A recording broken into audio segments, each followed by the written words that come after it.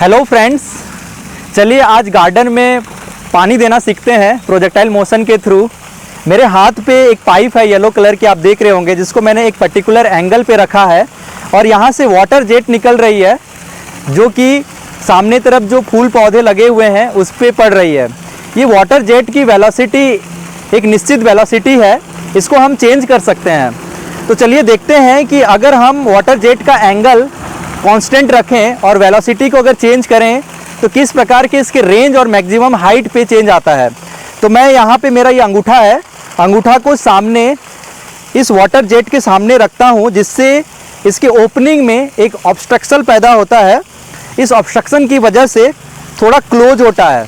Close होने की वजह से वाटर जेट की वेलोसिटी में वृद्धि होती है और वेलोसिटी में वृद्धि होने के कारण आप देख रहे होंगे कि इसकी मैक्सिमम हाइट में चेंज हो रहा है, इसके रेंज में चेंज हो रहा है। मैं थोड़ा सा और ओपनिंग को अगर क्लोज करूं तो और दूर तक इसका रेंज जा रहा है। मैं ओपनिंग को फिर से ओपन कर रहा हूं, मैं फिर से उसको नॉर्मल पोजीशन पे ला रहा हूं उसके ओपनिंग को, तो देख रहे होंगे कि फिर से जो रेंज पहले था, जो मैक्सिमम हाइट पहले था, वो हमें मिल गया। मैं फिर से ओपनिंग को क्लोज कर रहा हूँ, वेलोसिटी बढ़ रही है। वेलोसिटी बढ़ने के कारण इसके रेंज में वृद्धि हो रही है, वेलोसिटी बढ़ने के कारण इसके मैक्सिमम हाइट में वृद्धि हो रही है और मैं उस पाथवे के दूसरे तरफ जो फूल पौधे हैं, मैं वहाँ तक पानी देने के लिए सक्षम हो पा रहा हूँ। तो इस तरीके से आप देख रहे होंगे कि मैं प्रोजेक्टाइल मोशन का यूज करते हुए इस वाटर जेट की मदद से पाथवे के दोनों तरफ पानी दे सकता हूँ, एक जगह खड़े रह के और इस एंगल को कांस्टेंट बनाए हुए। तो यही इफेक्ट होता है वेलोसिटी का कि वो रेंज में भी चेंज करता है और मैक्सिमम हाइट में भी चेंज करता है। तो ये बहुत अच्छा प्रैक्टिकल एग्जांपल है जो हमारे डेली लाइफ में हम किया करते हैं पौधों को पानी देने के लिए। तो आप ज़रूर याद रखें इसे, और इसका जो इक्वेशंस हैं हम ब्लैक बोर्ड पे समझेंगे। Thank you. हेलो फ्रेंड्स, आपको वाटर जेट वाला प्रैक्टिकल डिमॉन्स्ट्रेशन समझ में आया ही होगा, जहाँ पे मैंने वाटर जेट की वेलोसिटी का इफ़ेक्ट प्रोजेक्टाइल मोशन में रेंज एंड जो मैक्सिमम हाइट है उसमें किस प्रकार का इफ़ेक्ट पड़ रहा है उसकी एनालिसिस करने के लिए एग्जाम्पल लिया था। और चलिए आज उसी एग्जाम्पल से हम आगे बढ़ेंगे, उसी एग्जाम्पल के लिए अंडरस्टैंडिंग लेंगे कि इक्वेशंस किस तरीके से काम करती हैं।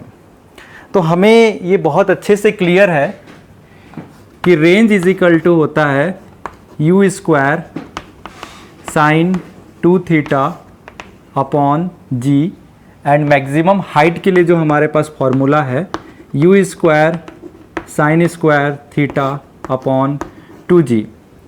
आप देख रहे होंगे कि जो रेंज है वो दो पैरामीटर पे डिपेंड कर रहा है, एक u एंड थीटा। थीटा क्या है? एंगल ऑफ प्रोजेक्शन, किस एंगल से प्रोजेक्टाइल को फेंका जा रहा है हॉरिजॉन्टल सरफेस से, उसका ये एंगल होता है। एंड वेलोसिटी ऑफ प्रोजेक्टाइल को हम u से डिनोट करते हैं, इनिशियल वेलोसिटी ऑफ प्रोजेक्टाइल।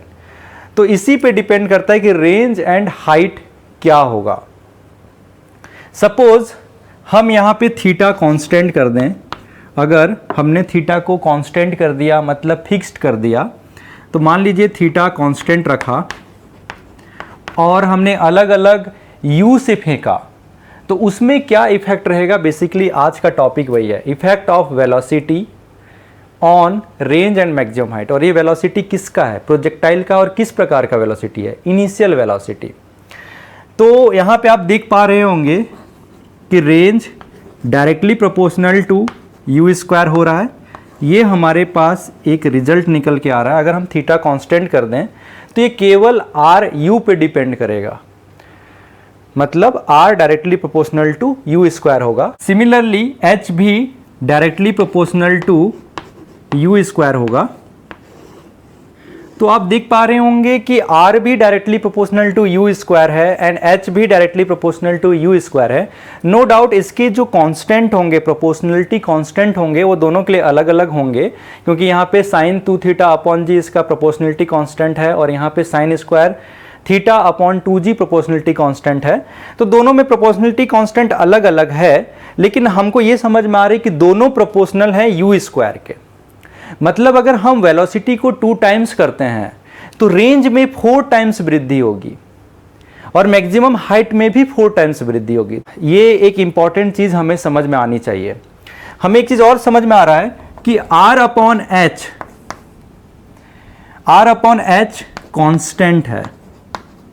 ये एक बड़ा रिजल्ट है कि R अपॉन H कांस्टेंट है।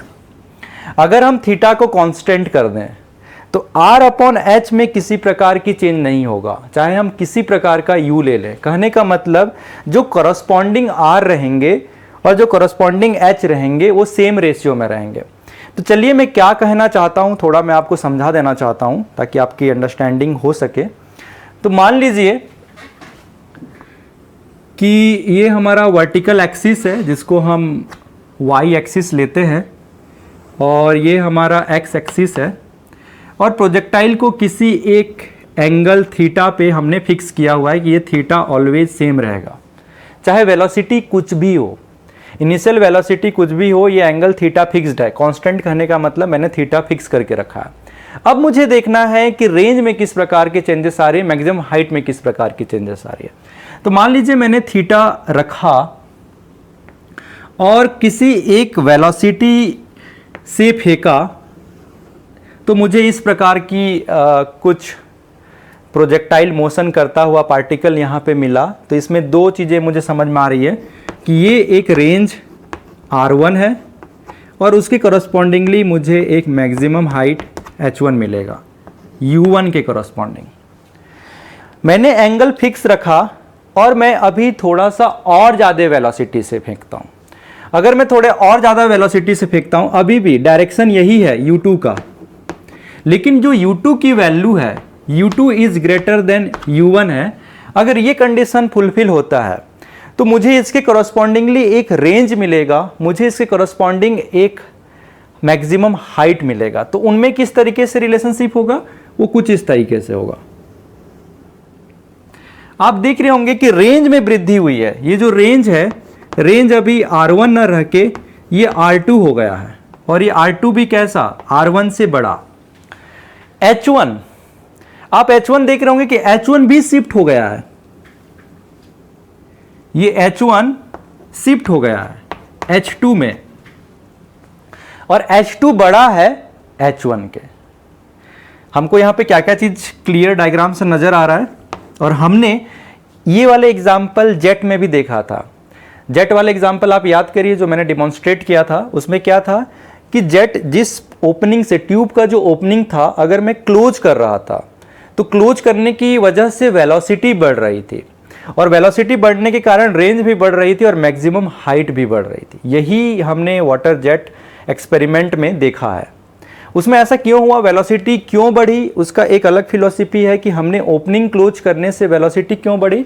तो हम इसको आगे पढ़ेंगे फ्लूइड मैकेनिक्स में, लेकिन हम समझ सकते हैं कि मान लीजिए ये ट्यूब है और ट्यूब की ये क्रॉस सेक्शनल ओपनिंग है जहां से वाटर जेट निकल रही है। अगर मान लीजिए ये A1 है और यहां से निकलने वाली अगर वेलोसिटी V1 वेलोसिटी से वाटर निकल रही है, अगर आप इसको क्लोज किए अंगूठे की मदद से या आपने ट्यूब को प्रेस किया, मान लीजिए आपने इतना भाग को क्लोज कर दिया, तो आपके पास जो एरिया मिली, अगर सपोज वो A2 है तो यहां पे एक V2 वेलोसिटी से वाटर जेट निकलेगा। और इनमें क्या रिलेशनशिप होता है, इनमें रिलेशनशिप होता है A1 V1 is equal to A2 V2। इसको इक्वेशन ऑफ कंटिन्यूटी कहते हैं। कहने का मतलब वॉल्यूम पर सेकेंड कांस्टेंट है, चाहे इसमें ले लीजिए चाहे इसमें ले लीजिए। अगर आप एरिया कम करेंगे तो वेलोसिटी बढ़ जाएगी, अगर आप एरिया ज़्यादा करेंगे तो वेलोसिटी कम हो जाएगी। इसका फिजिकल सिग्निफिकेंस इस इक्वेशन का इतना ही है। जब हम अंगूठे की मदद से इसकी ट्यूब की ओपनिंग को क्लोज कर रहे थे तो वेलोसिटी बढ़ रही थी और वेलोसिटी बढ़ने की वजह से रेंज में, वाटर जेट की रेंज में वृद्धि हो रही थी, वाटर जेट के हाइट में वृद्धि हो रही थी, मैक्सिमम हाइट में वृद्धि हो रही थी। तो ये इसका फिजिकल इक्वेशंस हैं जिसको हम समझ रहे हैं आज। इसमें एक चीज और देखने वाली बात है कि अगर हम यहां पे R1 अपॉन H1 करें तो ये R2 अपॉन H2 के बराबर होगा। क्यों? क्योंकि हमें यह पता है कि R by H independent of U है। हम कोई भी U ले लें, हम कोई भी U ले लें तो इसमें जो रेशियो है वो ऑलवेज कांस्टेंट रहेगा। तो तो ये आपको ध्यान देने वाली बात है कि यहाँ पे इस तरीके से रिलेशनशिप फॉलो होगा, चाहे u1 और u2 की वैल्यू कुछ भी हो, r1 upon h1 is equal to r2 upon h2 रहेगा। फ्रेंड्स, हमें एक चीज और क्लियर है r और h के रिलेशनशिप के लिए कि जो tan थीटा होता है ये ऑलवेज फॉलो होता है tan theta is equal to 4h upon r। ये फॉर्मूला हमें याद रखना है। ये किसी भी प्रोजेक्टाइल के लिए, चाहे हम इस प्रोजेक्टाइल की बात करें चाहे हम इस प्रोजेक्टाइल की बात करें, दोनों ही केस में आप देख रहे होंगे कि जो tan थीटा होता है वो 4h अपॉन r होता है। तो इस पर्टिकुलर केस में tan थीटा तो फिक्स है क्योंकि हमने थीटा फिक्स रखा है। अगर हमने थीटा फिक्स रखा है तो हमें एक चीज क्लियर है कि tan theta is equal to 4h1 upon r1 is equal to 4h2 upon r2 होगा। और यहां से आप डिराइव कर सकते हैं, अगर हम इसको हटा दें tan थीटा को तो 4 से 4 कैंसिल आउट कर सकते हैं, h1 upon r1 is equal to h2 upon r2 या r1 upon h1 is equal to r2 upon h2, ये लिख सकते हैं, सेम मीनिंग है। तो ये एक बड़ा रिजल्ट है, ये आपको बहुत अच्छे से याद रखना है कि tan थीटा चाहे वेलोसिटी कुछ भी हो, अगर उस पर्टिकुलर प्रोजेक्टाइल के लिए मुझे अगर पैरामीटर पता हो थीटा, तो मैं उसके लिए लिख सकता हूं कि रेंज एंड हाइट में क्या रिलेशनशिप होगा। वो रिलेशनशिप ऑलवेज इससे गवर्न होने वाला है, tan theta is equal to 4h upon r। But इस पर्टिकुलर केस में थीटा ही फिक्स्ड है। अगर थीटा ही फिक्स्ड है तो 4h1 upon r1 is equal to 4h2 upon r2 होगा। कहने का मतलब हम घूम फिर के इस इक्वेशन पे आ जाएंगे। तो ये जो हमने वाटर जेट देखा था, वाटर जेट एक्सपेरिमेंट देखा था, डेमोन्स्ट्रेशन देखा था, उसका ये एक रिलेशनशिप है जो हमें याद रखने, इतने ही रिलेशनशिप होता है। आपको बस इतना ही ध्यान रखना है कि जैसे ही आप प्रोजेक्टाइल की वेलोसिटी को इंक्रीज करते हो या डिक्रीज करते हो तो उसी के अकॉर्डिंगली रेंज में और मैक्सिमम हाइट में या तो इंक्रीज होगा या डिक्रीज होगा, कि डिपेंडिंग ऑन वेलोसिटी आप इंक्रीज कर रहे हो या डिक्रीज कर रहे हो। और ये ध्यान रखने वाली बात है कि रेंज जो होता है वो directly proportional to u square होता है and maximum height directly proportional to u square होता है। फ्रेंड्स, अभी हम tan theta is equal to 4h upon r का प्रैक्टिकल यूज देखेंगे। tan theta is equal to 4h upon r। तो मान लीजिए ये हमारा y एक्सिस है और इधर की ओर x एक्सिस है, और ये एक पर्टिकुलर एंगल है जहां से अलग अलग वेलोसिटी से प्रोजेक्टाइल को फेंका जा रहा है। तो फ्रेंड्स, मान लीजिए कि किसी प्रोजेक्टाइल को एक पर्टिकुलर u से फेंका गया है और यहाँ पे जो एंगल है वो थीटा है, तो उसके अकॉर्डिंगली ये रेंज है, सपोज ये रेंज है और उसका ये मैक्सिमम हाइट हमें फाइंड आउट हुआ। सेम इस समय मान लीजिए वेलोसिटी u1 है, एंगल अभी हमने फिक्स रखा है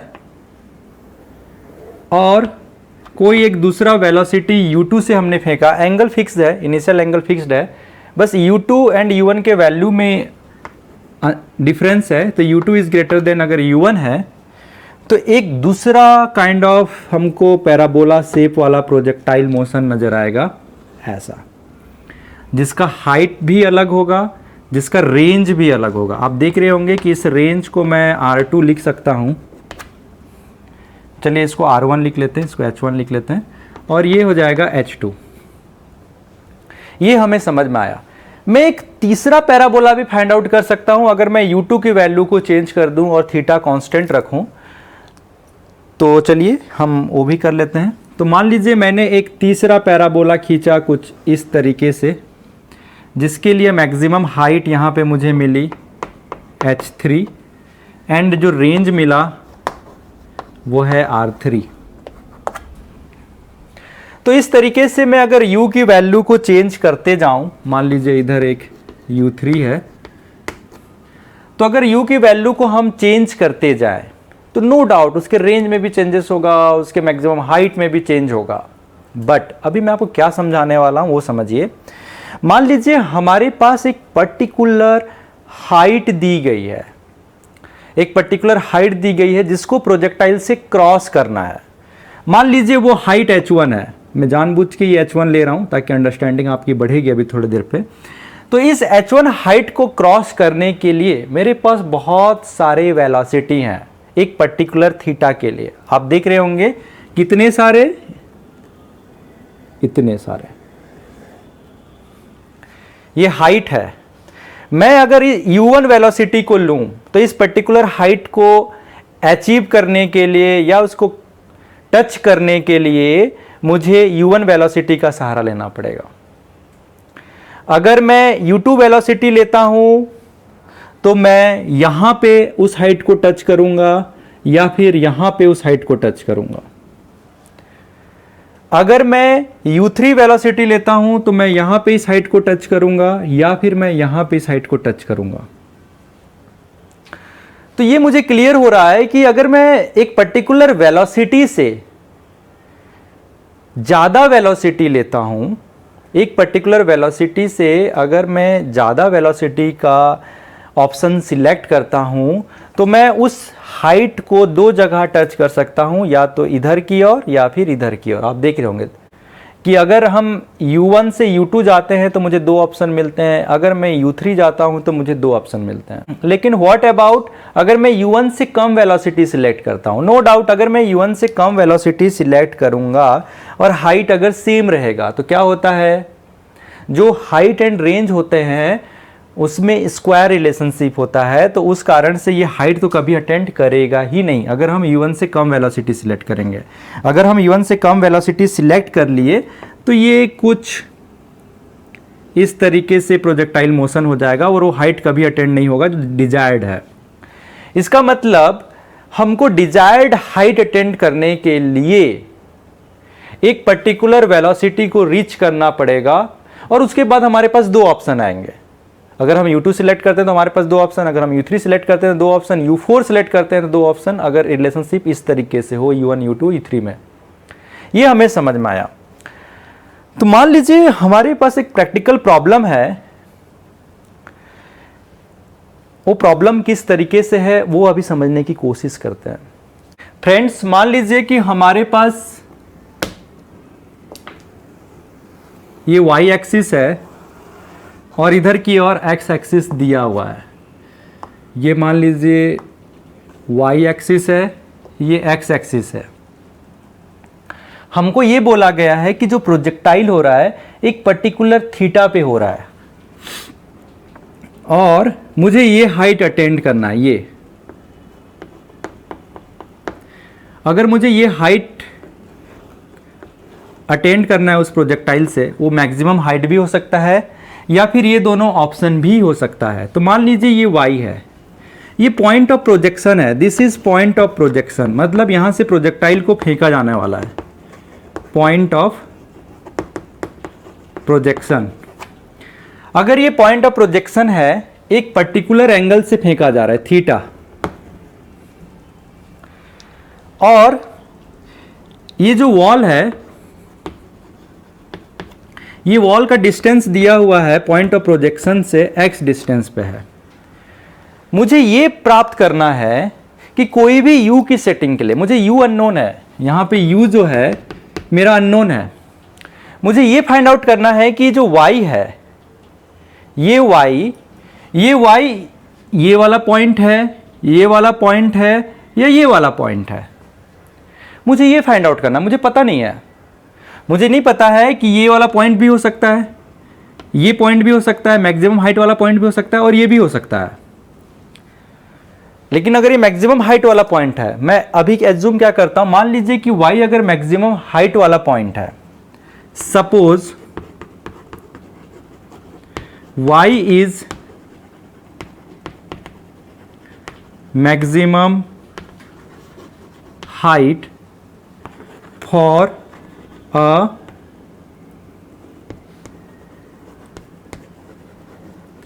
पर्टिकुलर u।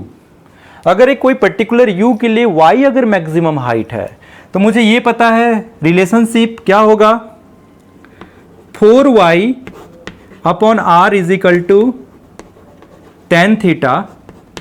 तो यहां से मैं निकाल सकता हूं r/2 is equal to 2y/tan θ।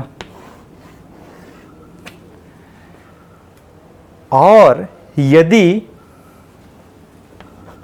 x is greater than r/2 हो, ये जो x ग्रेटर देन r/2 हो, इसका मतलब क्या है कि ये किस तरीके से प्रोजेक्टाइल मोशन है। आप समझिए, मैं ये इसका मतलब समझाता हूं आपको। मान लीजिए कि y इज इक्वल टू, मैं केस 1 को डिस्क्राइब करने वाला हूं, ये केस 1, कि x is equal to greater than r/2। ये कैसा है? तभी पॉसिबल है जब यहां से कोई एक प्रोजेक्टाइल को फेंका जा रहा हो थीटा से, और वो मैक्सिमम हाइट इस तरीके से अटेंड कर रहा हो।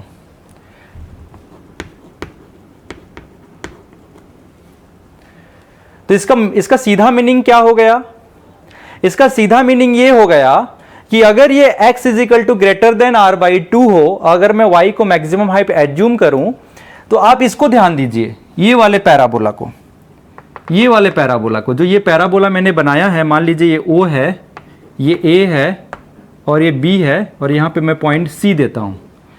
तो ये पैराबोला बेसिकली कैसे हुआ? मैं इसको पूरा इधर की ओर शिफ्ट कर दिया, इस पैराबोला को मैं पूरा का पूरा इधर की ओर शिफ्ट कर दिया हूं। तो जो मैंने शिफ्ट किया है, जब इसको मैं शिफ्ट करता हूं तो ये वाला पॉइंट यहां पे आ जाएगा, ये वाला पॉइंट जो है इधर की ओर आ जाएगा। तो ये पूरा का पूरा पैराबोला इधर की ओर शिफ्ट हो जाएगा, और शिफ्ट होने के बाद ये जो पॉइंट ऑफ प्रोजेक्शन यहां पे था, ये पॉइंट ऑफ प्रोजेक्शन अब यहां से कहीं से स्टार्ट होगा और लाइक ऐसा होगा।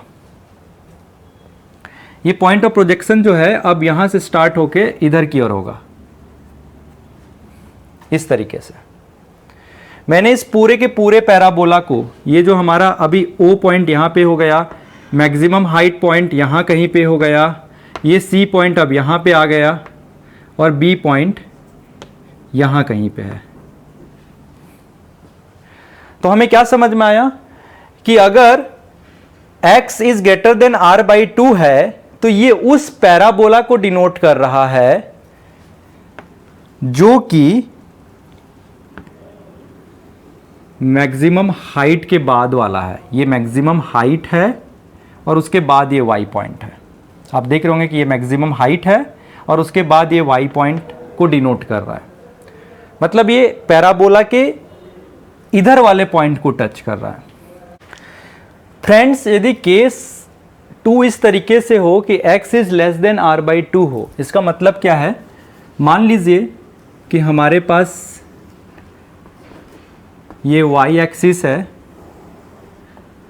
और इधर की ओर x एक्सिस है। यहाँ पे ये y वॉल है जिसका हाइट y है, इसका जो लोकेशन है वो x है। और यदि x लेस देन r/2 हो, इसका मतलब r/2 यहाँ कहीं पे होगा, तभी ऐसा पॉसिबल है। अगर r/2 यहाँ पे है और ये मैक्सिमम हाइट है, इसका मतलब प्रोजेक्टाइल मोशन कुछ इस तरीके से बनेगा। और ये एंगल तो सेम है, ये एंगल अभी भी थीटा होगा, ये कोई पर्टिकुलर यू के लिए होगा। तो इसका मतलब अगर यहां से मैं सेम एंगल से कोई दूसरे डिफरेंट, सपोज यू डैश से फेंकता हूं, तो अगर यहां से फेंकूं तो डेफिनेटली ये इस तरीके से मैक्सिमम हाइट इसका कहीं इधर की ओर होगा, इस पैराबोला का। कहने का मतलब आप यहां पे फिगर पे ध्यान दीजिए, ये पॉइंट डी पॉइंट को, इसको मैं डी पॉइंट बोल रहा हूं, इसको डी पॉइंट, ये डी पॉइंट इधर की ओर जाएगा। कहने का मतलब ये वाला पैराबोला को मैं पूरा ऐसा शिफ्ट कर रहा हूं। तो ये जो पैराबोला है, ये पैराबोला कुछ इस तरीके से दिखने लगेगा। मान लीजिए यहां पे शिफ्ट हुआ ऐसा, ये इसका मैक्सिमम हाइट और यहां से शिफ्ट हुआ। तो हमको ये समझ में आ जाता है कि डिपेंडिंग ऑन r/2 कि क्या ये कोई भी पैराबोला का ये जो हाइट होता है ये इधर से शिफ्ट हो रहा है या इधर की ओर क्रॉस कर रहा है, ये हाइट, ये वॉल, डिपेंडिंग ऑन कि केस 1 में आ रहा है या केस 2 में आ रहा है। आपको चीज़ समझ में आ जाएगा। जो मैंने अभी समझाया उसको समझाने के लिए मैं एक एग्जाम्पल लूँगा। उस एग्जाम्पल की मदद से आपको बहुत अच्छे से जो formula tan theta is equal to 4h/r उसका एप्लीकेशन समझ में आ जाएगा कि मैं क्या कहना चाहता हूँ इस डायग्राम की मदद से। फ्रेंड्स, मान लीजिए कि ये एक हॉरिजॉन्टल सरफेस है, ये एक हॉरिजॉन्टल सरफेस है। यहाँ पे एक वाटर टैंक है जिसकी हाइट 2D है, ये हाइट 2D है, इसका डायमीटर D है। ऐसा आप मान सकते हैं कि एक आपके पास इस तरीके से टैंक है, water tank, this is water tank, और यहां पर एक नल है, यहां पे एक पॉइंटेड नल है जो एक पर्टिकुलर एंगल पे फिक्स है। इसको हम टैप मान सकते हैं, वाटर टैप या वाटर जेट। एक पर्टिकुलर, इसका जो डिस्टेंस है टैंक से वो 6D है और ये एंगल थीटा है। मुझे ये पूछा गया है कि इसमें वेलोसिटी रेंज क्या होगा कि यहां से वाटर निकलने के बाद इस टैंक में फील कर जाए, इस टैंक में ये फील कर जाए। और ये जो एंगल है, ये एंगल 45 डिग्री मुझे दी गई है। फिर से समझने की कोशिश करते हैं। मेरे पास एक वाटर टैंक है जिसका हाइट मुझे 2D दिया गया है, इसका डायमीटर मुझे D दिया गया है। आप इसको रेक्टेंगुलर भी मान सकते हैं, सर्कुलर, सिलेंड्रिकल भी मान सकते हैं। उसके बाद ये जो वाटर जेट का जो पोजीशन है वो हॉरिजॉन्टल से थीटा इजिकल टू 45 डिग्री पे है और इसकी अलग अलग वेलोसिटी हो सकती है। इसकी वेलोसिटी को इस तरीके से पूछा गया है कि उसका वेलोसिटी रेंज मुझे क्या रखना होगा कि मैं इसमें पानी भर सकूं। तो अब मेरे लिए क्वेश्चन में एक इम्पॉर्टेंट सवाल आता है कि अगर मुझे इसमें पानी भरना है तो मेरे वाटर जेट का जो लोकेशन मतलब किस तरीके से होना चाहिए, आप देखने की समझने की कोशिश करिए। कि मान लीजिए वाटर जेट जो निकलेगा वो पैराबोलिक पाथ में होगा। अगर ये 2D इस लोकेशन पे आता है तो वाटर जेट तो ऐसा निकल के बाहर निकल जाएगा। अगर 2D इस लोकेशन पे आता है तो डेफिनेटली इसके बाद इस तरीके से अगर ये आता है तो पानी इसके अंदर ही जाएगा और मैक्सिमम कहाँ तक, यहाँ तक। तो डिजायरेबल क्या है, मुझे यहाँ पे ये 2D का लोकेशन चाहिए। मैं इस तरीके से एक थीटा लूँ कि मैं ये वाला लोकेशन सिलेक्ट करूँ, ना कि ये वाला लोकेशन। अगर ये लोकेशन सिलेक्ट करूँगा तो वाटर जेट कभी भी पानी नहीं भर पाएगा टैंक में, तो ये लोकेशन होना चाहिए। तो सबसे पहले तो हम ये चेक करते हैं कि क्या ये वो लोकेशन है, उस लोकेशन पे आएगा, क्या मुझे ऐसी वेलोसिटी मिल पाएगी। मेरा पहला क्वेश्चन ये है, क्या मेरा ऐसा वेलोसिटी मिल पाएगा कि मैं पानी भर भी सकूंगा।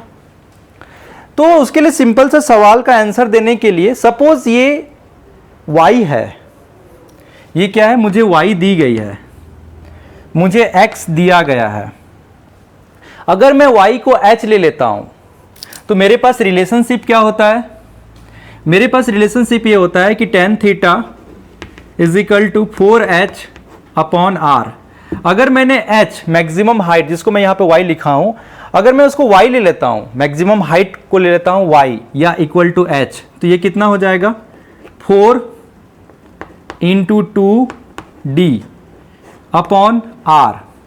और tan थीटा मतलब tan 45, tan 45 की वैल्यू होती 1, तो range by 2 is equal to मुझे मिल गया 4D।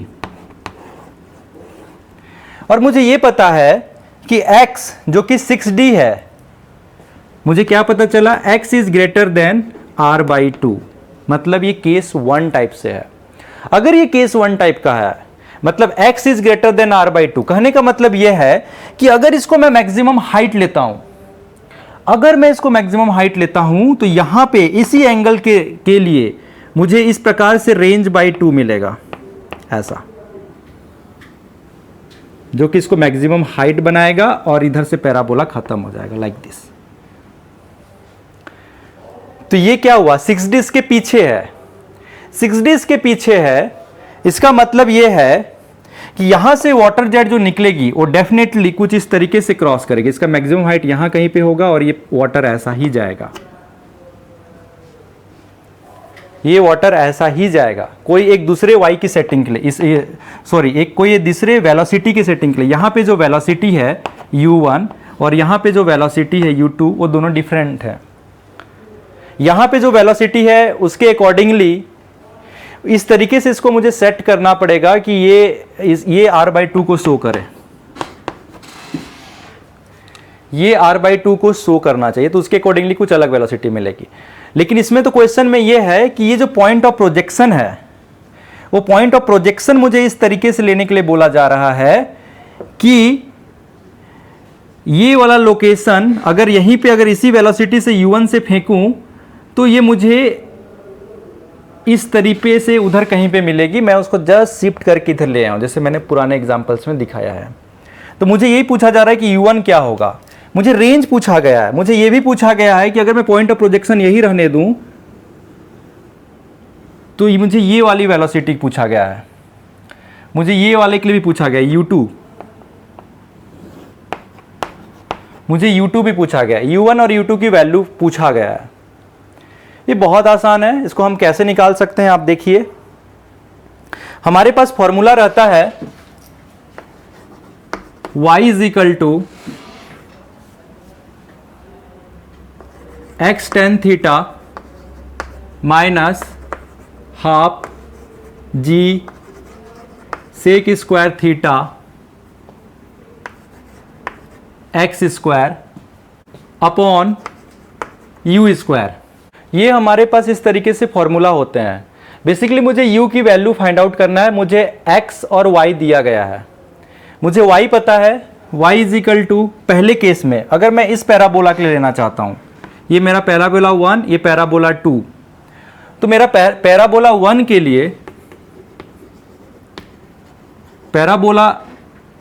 के लिए x की वैल्यू है 6D, पैराबोला 2 के लिए y की वैल्यू है 2D। आप देख रहे होंगे कि मुझे कौन सा x और y अटेंड करना है, ये वाला पॉइंट का अगर मैं x और y देखूं तो x is equal to 6D and y is equal to 2D।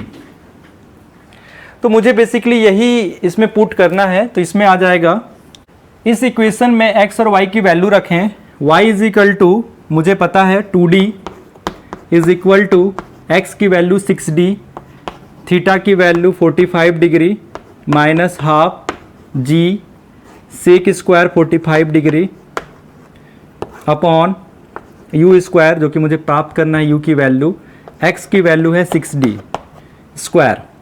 अब इसको जब सॉल्व करेंगे तो ये हो जाएगा 2D 6D, क्योंकि tan 45 होता है 1 माइनस हाफ g की वैल्यू सिंप्लीफिकेशन के लिए tan रखते हैं, सेक 45 डिग्री होता है √2, तो सेक स्क्वायर 45 होगा 2, तो ये हो जाएगा 2 upon u square 36D square.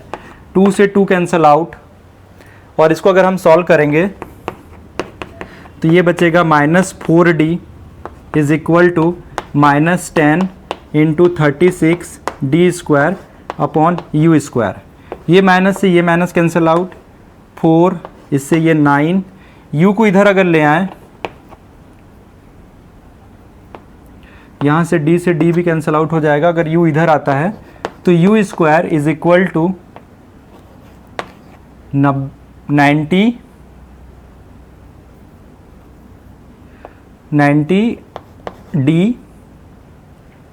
ये बचेगा, यस करेक्ट 90D। तो u इज इक्वल टू हमारे पास बचेगा √90D। ये हमारे पास पहला वेलोसिटी निकला। इस u को हम u1 भी लिख सकते हैं, तो इसको आप u1 से डिनोट कर दें। अगर सेम चीज को हम सेकंड पैराबोला के लिए लिखें, ये जो आप सेकंड पैराबोला देख रहे हैं, सेकंड पैराबोला के लिए x और y की जो वैल्यू है, ये x और y की वैल्यू x 7D है। 7D क्यों हुआ? आप देख रहे होंगे 6D यहां तक था, अनदर 1D, तो हो गया 7D, और y की जो वैल्यू है वो है 2D। तो इस इक्वेशन पे जब इसको आप रखेंगे तो इसी तरीके से एक इक्वेशन मिलेगा और वहां से u2 की वैल्यू आएगी। u2 is equal to under root 98D। तो इस तरीके से इस रेंज में मेरे को बेसिकली वेलोसिटी को रखना है। अगर इस वाटर टैंक में अगर मुझे वाटर भरना है तो जेट की वेलोसिटी का जो रेंज होना चाहिए वो u1 is equal to under root 90D से लेकर अंडर रूट 98D तक अलाउ करता है। उसके बाद वाटर जेट जो हमारे टैंक है उसके बाहर फॉल होगी, चाहे वो राइट साइड पे बाहर फॉल होगी या लेफ्ट साइड पे बाहर फॉल होगी, लेकिन वाटर कभी भी उसमें इंसर्ट नहीं हो पाएगा। तो इसमें दो कॉन्सेप्ट है। पहला कि हमें यह पता करना था कि जो पॉइंट ऑफ प्रोजेक्शन है उस पॉइंट ऑफ प्रोजेक्शन के अकॉर्डिंगली जो टैंक फिट किया गया है क्या वो प्रॉपर है, क्या हम उसको किसी वेलोसिटी से देकर उस पर्टिकुलर एंगल के लिए हम वाटर भर सकते थे। तो उसकी चेकिंग के लिए हमने क्या किया कि tan theta is equal to 4h/r का यूज किया। हमने सेकंड क्या देखा, हमने ये देखा कि क्या उसके लिए क्या क्या वेलोसिटी रेंज रहेगी। तो उसको पता करने का सिंपल तरीका ये है कि हमारे पास ये जो इक्वेशन ऑफ ट्रेजेक्टरी होता है उसमें हमें x और y की वैल्यू पता है। हम सिंपली x और y की वैल्यू को पुट करेंगे क्योंकि एक पर्टिकुलर थीटा के लिए हम u की वैल्यू प्राप्त कर सकते हैं। तो इस तरीके से ट्रेजेक्टरी का यूज करना हमने आज सीखा है। फ्रेंड्स, हम नेक्स्ट क्लास में इफेक्ट ऑफ एंगल देखेंगे। अगर हम u को कांस्टेंट रखें तो एंगल का मैक्सिमम हाइट एंड रेंज पे क्या फर्क पड़ता है उसका हम एनालिसिस करेंगे। तब तक आप कॉन्सेप्ट कॉर्नर पे बने रहें। Thank you.